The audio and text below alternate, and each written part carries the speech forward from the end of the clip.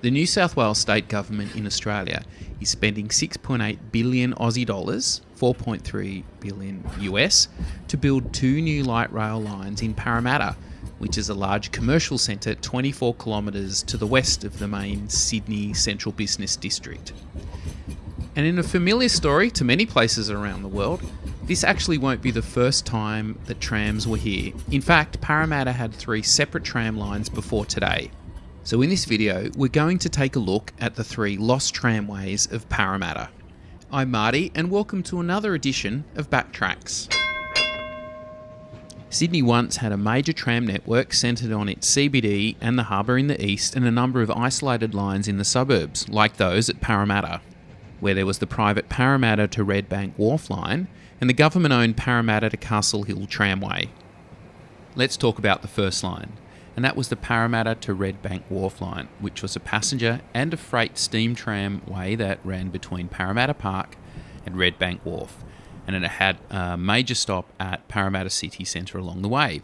It was built in 1883 to connect with ferries and ships coming up from Sydney Harbour, and these boats couldn't get any closer to Parramatta as the river got too shallow. So the steam tram connected them over the last 3.5 kilometres to Parramatta. The line started at the gates to Parramatta Park that still stand there today, and there was also a depot in O'Connell Street, just around the corner, which is now the side of Parramatta Children's Court, and across the road there was also a siding to the linseed oil company called Meggitt. From there, the tram ran along George Street, right through the centre of Parramatta. At Church Street, it crossed the Castle Hill tramway, but there was no physical connection between the 2 lines because they were totally independent at the time. One was owned by the government and the other was a private enterprise. The new light rail line being built now also travels north along Church Street, crossing at nearly exactly the same point as it did 100 years ago. And they say history never repeats. And while we travel east along George Street, let's talk about the person who actually built the line.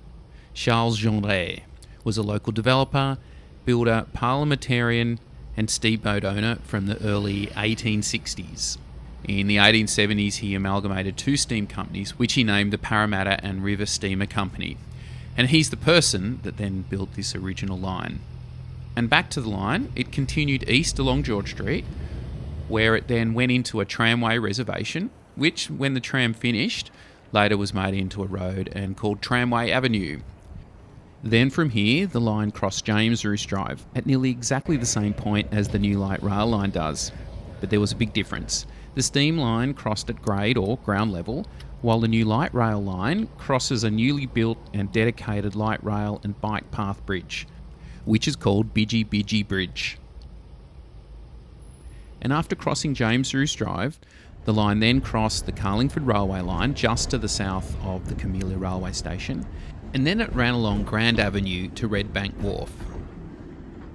Today, not much remains of the Carlingford Railway line nor the Camellia Railway Station, because both were demolished to make way for the new Parramatta Light Rail line. From here, the steam tramway left its reservation and joined Grand Avenue to continue its way to Redbank Wharf. About a third of the way along Grand Avenue is where they are building the new stabling and maintenance facility for the Parramatta Light Rail. It will operate 24 hours a day with more than 50 staff, including the drivers, technicians and maintenance crews. It has been planned and constructed with the potential to service stage 2 of the system when it's completed. It's a pretty big facility. Looking at a map or layout of the facility, the maintenance area is at the bottom, the stabling yard there is at the top, and it looks like there's a special area reserved for an additional stabling yard for stage 2 of the light rail system. Let's continue our journey east along Grand Avenue. And I mentioned the tram line carried passengers and freight, and because it carried freight, it was a catalyst for a whole lot of industry to develop along the line, which included sidings to Wunderlich and West Coast Cream of Tartar Works. When it reached Redbank Wharf, there are actually 2 wharves from what I can tell. One wharf was for freight and the other was for passengers. And there was also a depot there for the motors and the trailers. Sydney Ferries Limited took over the tramway and the ferry service in 1900, following the owner's passing in 1898. These ferry services to Sydney and back were discontinued in 1928 due to heavy losses. After the ferry service discontinued, the tram line's primary focus was just carrying freight until its closure in March 1943.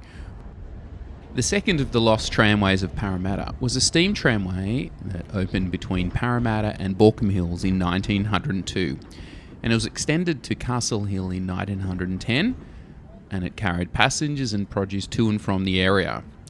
This tramway commenced at Argyle Street, Parramatta, right near Parramatta Railway Station, and then travelled north along Church Street to Northmead, which is exactly the same route that the new light rail is taking, then along Windsor Road and Old Northern Road to Castle Hill.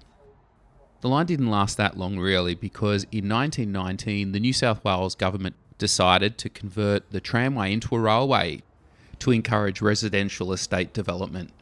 This involved a new connection to the main Western Railway at Westmead and a new line from there to Northmead in 1902.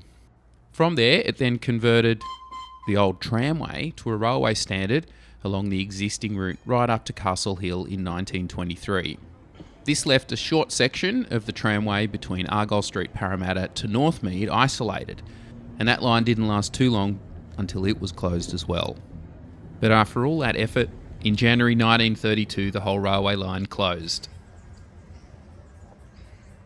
After these two public lines were closed, a heritage tram museum and line operated in Parramatta Park from 1955 until it tragically burnt down and was closed in June 1993. It was operated by the Steam, Tram and Railway Preservation Society. According to an ad at the time, it said on operating days trams depart at about 20-minute intervals and they may be boarded at either end of the line. The line itself ran for just under a kilometre from near the dairy along what is now a walking path to near Old Government House. The collection included an original steam motor, 103A, which had seen service on the Arncliffe, Cogra and Sutherland lines, and a number of original steam trailers such as carriage FA 1864. But unfortunately, in June 1993, a fire engulfed the museum. The shed was completely gutted and most of the museum's rolling stock was destroyed. The fire brigade at the time said the fire was deliberately lit. Now, luckily, steam motor 103 had been stabled with water in its boilers and saddle tanks, which helped most of it survive the fire. The surviving items, such as steam motor 103A, have been relocated to the Valley Heights Railway Museum, which is in the Blue Mountains to the west of Sydney. Here they are on display and operated generally every second Sunday. This is some film from back in September 2023. Well, there you have it, the story of the three lost tram lines of Parramatta. But you know what? The best part of this story is that a new chapter will begin in 2024 with the opening of stage 1 of the Parramatta Light Rail line. You know what? We may have a look at that in a future BackTracks video. The place where Australia began, Parramatta, the very cradle, in fact, of this great Commonwealth. Well, thanks for watching, and I hope you found it enjoyable, but if not, at least informative. Thanks always to the information and image sources we use to make these videos, and hopefully we'll see you again soon when we take another look at Australia's lost and found public transport. See you soon.